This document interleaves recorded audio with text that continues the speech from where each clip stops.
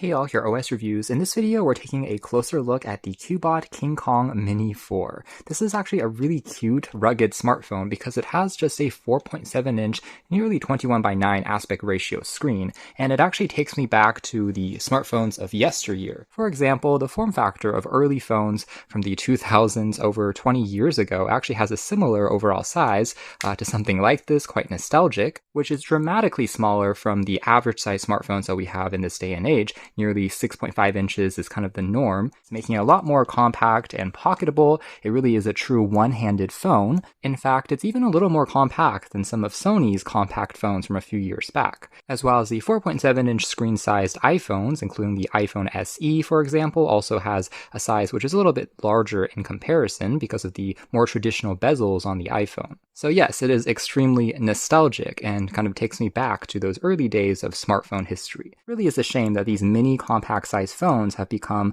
kind of a specialty, a niche segment of the market, and it's not that easy to find other options anymore. With most of the larger phone manufacturers, whether it's Apple or Samsung, seeming to have given up on this concept, although recently they have tried out the ultra-thin form factor, including the iPhone Air, the S25 Edge. Compared to this thing, you can reach all the corners of the display using just one hand, which is pretty neat. Also has roughly the same dimensions as something like an iPod Classic or an iPod Video, and I guess one of the last remaining options for a compact phone would be foldables in the flip form factor, including the Motorola Razr, Samsung Z Flip devices, at least when they are folded in half. But of course, a foldable is going to be still a little bit more delicate. It's definitely not a rugged phone like this, as well as being more expensive. So I'm happy to see this as an option that's available. Now, as far as specs are concerned, it is going to be still a budget phone, actually priced at only around $100 on sale during November 11th, which is the equivalent of AliExpress's Amazon Prime Day. But even if you miss the sale, it's still going to be around $150 retail. So it is more of an entry-level device, but you can expect specifications like a 4,700 milliamp hour capacity battery, actually quite impressive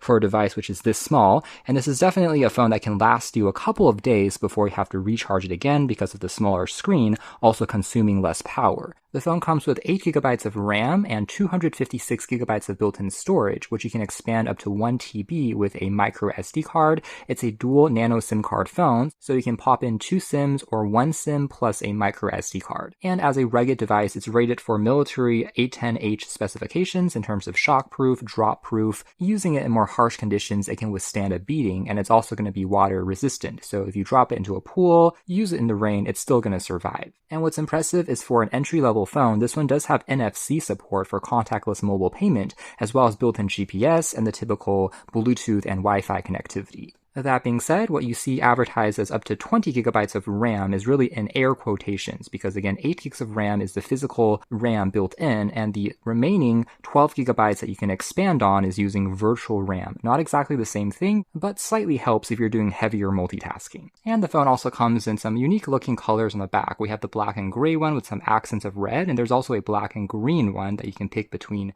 As for additional packaging contents, you can also expect to receive a charging adapter and USB Type-C to Type-A cable included as well, although the charger is a little bit on the slow side. It's kind of a standard 10-watt charger, so it's really nothing new, but at least it bundles one in case you don't have one available. Taking a closer look at the design, on the rear there's a single 48 megapixel autofocus camera with an LED flash and even brighter torch ring, so if you're using it in survival mode, hiking or camping in the wilderness, it can act as a brighter flashlight, which is good. But that being said, this is definitely not going to be your camera phone per se. It kind of reminds me of some of the earlier Google Pixel devices because it just uses this one camera lens to do all the work. There is no ultra-wide, telephoto, or macro, but at least this main sensor is relatively high res, and it is completely flush on the back of the phone, so it's not going to result in any bumps when you're setting it down, no wobbles or anything like that. There is a loudspeaker on the rear. Now, I would have preferred to see stereo speakers, but for the price, it's not the end of the world. Now, in terms of processor, it's definitely a bit more entry level, so if you're looking for flagship level performance, just keep that in mind. Technically, it's the Unisoc T616, which is an octa-core 2GHz processor, so it's not exactly going to be a gamer's phone per se. However, I have to say in daily use, it's actually working a little bit better than expected, and since there are fewer pixels to push on the display, surprisingly this processor actually keeps up quite well in daily use.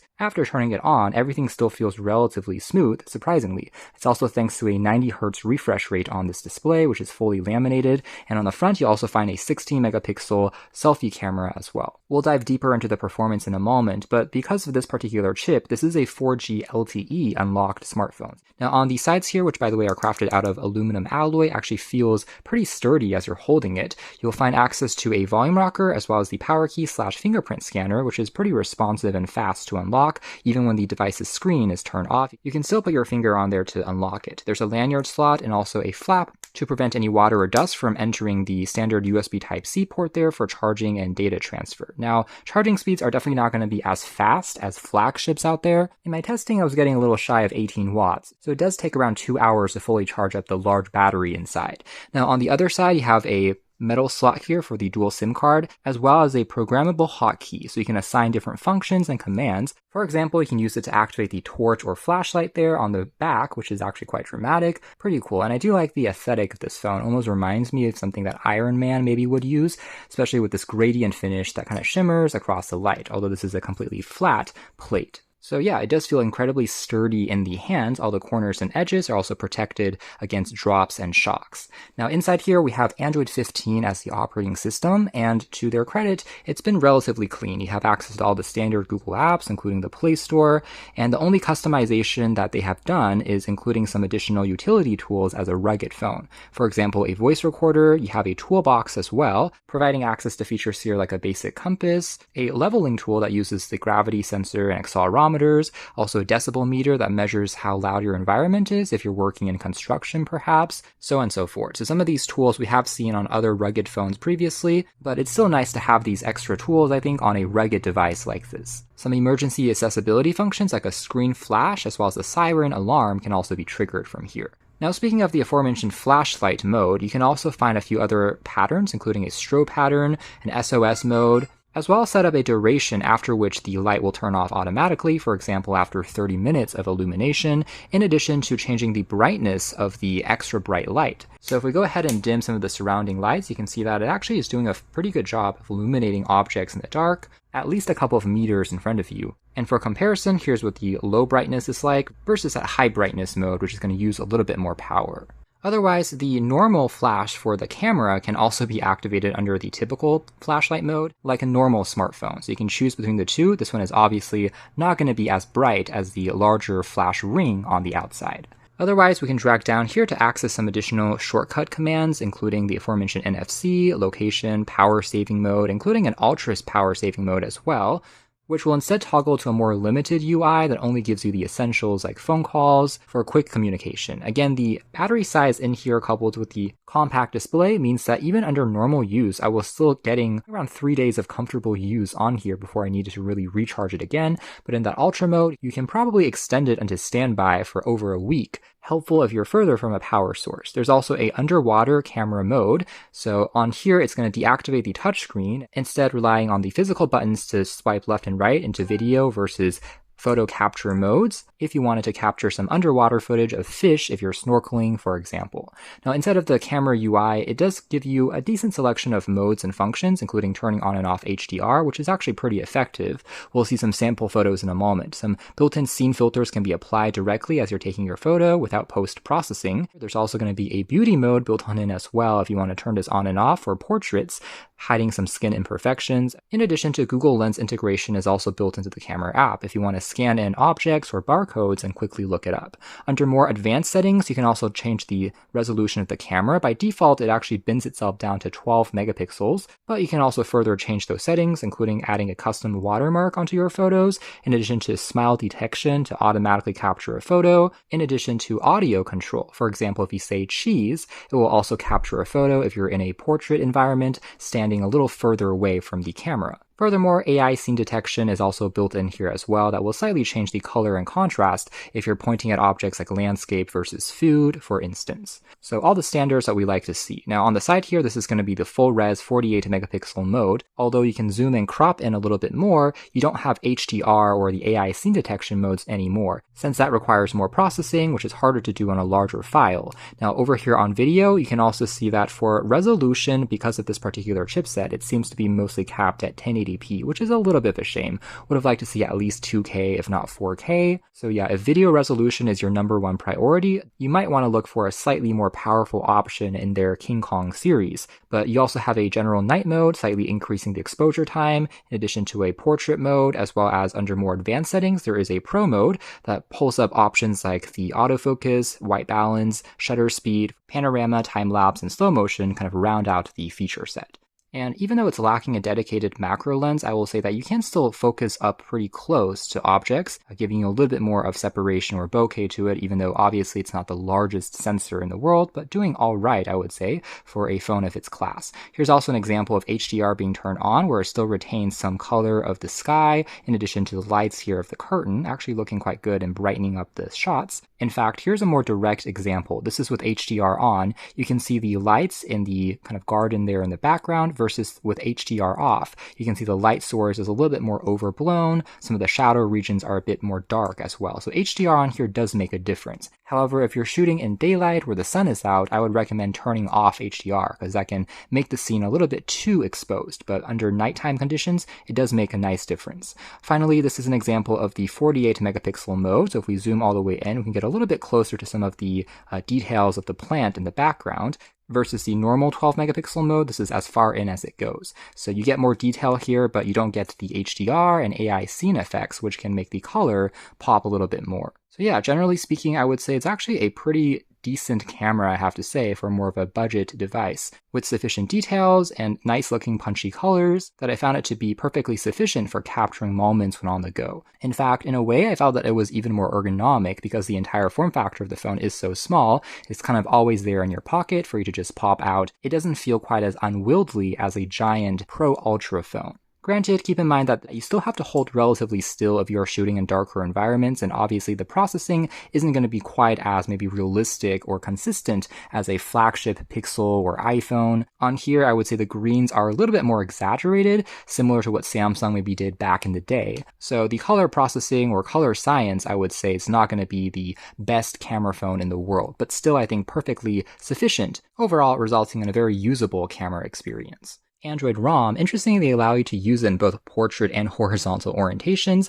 RAM management is also done pretty decently for the most part, instead of something like only 4 gigabytes. So at least you are able to multitask a little bit more easily without apps having to reload quite as often in the background. Now we can also jump quickly into the advanced system settings, and it's actually pretty stock feeling for the most part, but there is going to be a smart assistant section that they have added for allowing you to screen record, as well as an emergency accessibility function, which is pretty neat. This allows you to set up a contact of your choice if you're feeling threatened to quickly send a message or call the authorities. In addition to the smart key tab here allows you to reassign controls to the programmable hotkey on the side. For example, a single click right now is deactivated to prevent accidental triggers, but you can also use it to instead trigger the flashlight, begin recording audio, jump into the camera, or open any other application you have installed on your phone versus a double or a long press. And then further down here, we have the aforementioned memory expansion mode for virtual RAM, adding additional 12 gigabytes or borrowing that from the storage space into virtual RAM instead. There is also scheduled power on and off, so if you're not using the phone perhaps at nighttime, you can turn it off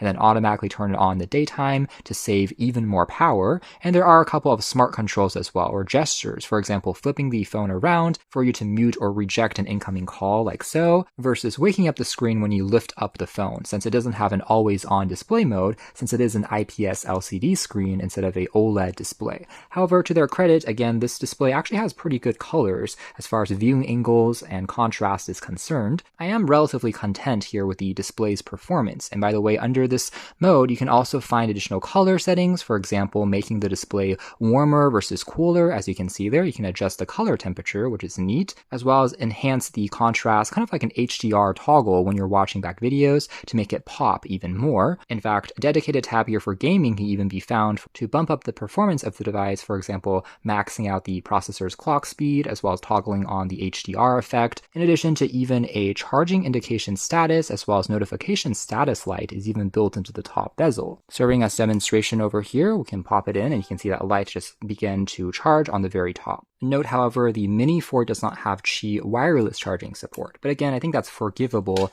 at this more affordable price point. Lastly, under display settings, you can also find the aforementioned refresh rate toggle. So if you want to lower that to standard 60 Hz versus the smoother 90 Hz, you can toggle back and forth or leave it onto auto for it to adjust by itself. Now, what I will say is that this display is technically a 720p or HD plus resolution instead of being 1080. However, keep in mind the much smaller screen size on here at 4.7 inches, which means you're still getting over 300 ppi crammed in, and that means the sharpness of the screen is surprisingly very good. You can actually not really tell any pixels as you're looking at it even more closely. So honestly, on a smaller size device, I think this is actually a pretty good decision on their part. Now, out of the 256 gigabytes, you have around 18 gigs taken up by the Android operating system, so well over 200 GB for you to store media as well as other applications, and we can also verify that it is indeed running on Android 15. That being said, when it comes to these smaller phone manufacturers, of course, one of the trickier parts is they don't always offer consistent OS level upgrades, since the resources and size of the company is much smaller than some of the giants out there. But overall, for a rugged device, if you're using it mainly for communication and the essentials, making calls, sending messages, then perhaps it doesn't matter quite as much, and you will still receive some occasional firmware and security patches, which I have already received one over the past week. It's just OS level upgrades will be more rare. So that is mostly it as far as some of the additional customization they've done on the standard Android UI. That is, aside from a couple of custom wallpapers that they've built on in that you can play around with, also showing off the vibrancy of the display.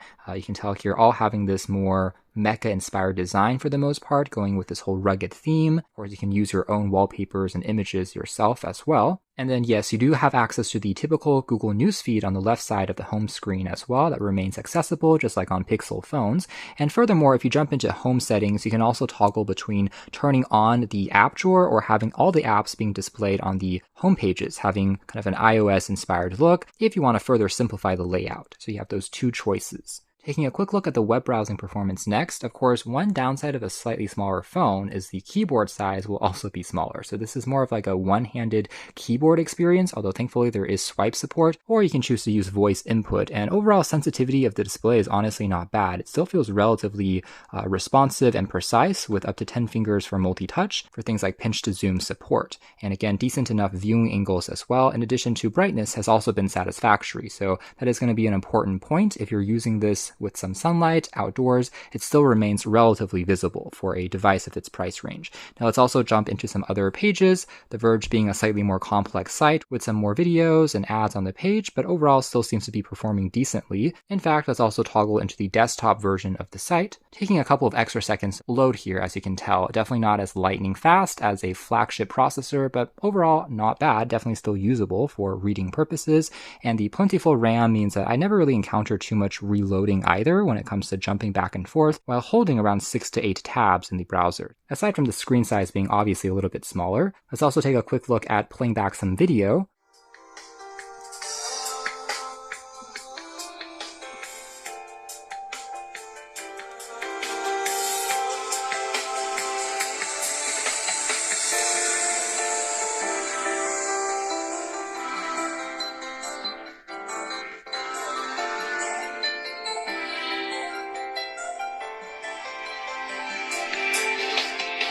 Alright, so turning the volume down there, takeaways, it gets surprisingly loud for such a small phone. Definitely a good thing though as a rugged device if you're outdoors and trying to use it as an alarm. Also glad to report that it doesn't sound too tinny or shrill at the higher volume levels either. I mean, yes, there's not a huge amount of bass here as expected, but it doesn't sound too piercing or uncomfortable even when you're cranking the volume up. Still getting a surprisingly decent experience for such a small phone, and yes, there is also picture-in-picture for multitasking here as well. And as far as the essentials are concerned, when it comes to staying connected and making calls, I would say that reception quality has been also pretty strong for the most part. Has dual-band Wi-Fi, I'm getting almost full bars despite being a little further from the router, and really the same goes with cellular connectivity as well. Now in the United States, keep in mind that unlocked phones are going to be a little bit more tricky just because of AT&T's policies being a bit more strict as of late, but it will work with T-Mobile as well as MVNOs, which are based on T-Mobile's network. Of course, if you're international in places like Europe or Asia, it's not going to be as restrictive, but such is the reality of an unlocked GSM phone at this point in time. Here's a quick test of the microphone quality on the Cubot KingKong Mini 4.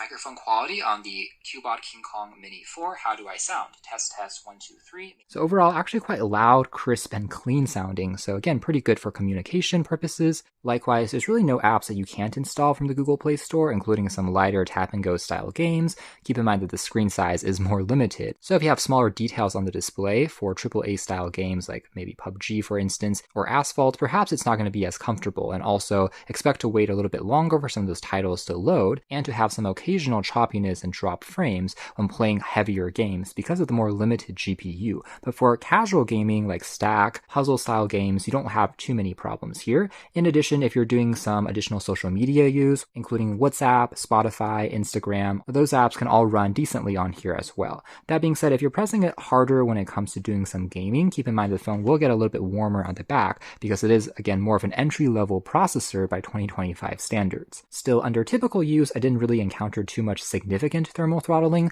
The only thing I will say is, again, it takes maybe a minute or two after you first power on the phone for it to kind of wake up, and then everything becomes a little snappier. It's not quite as instantaneous as on some flagship devices, but as long as you have a little bit more patience at the start, afterwards things are still running decently enough for a device of its class. So there we have it. That is more or less it as far as our closer look at the very cute but also kind of cool looking Cubot KingKong Mini 4. This is quite a nostalgic device that kind of blends ideas of new and old together. I have to say that looking back, this form factor of mini compact size phone definitely is something that I kind of miss. I wish more manufacturers would experiment with, even though I understand that maybe sales are not as strong, and so driven by those commercial incentives, fewer and fewer companies are making devices like this.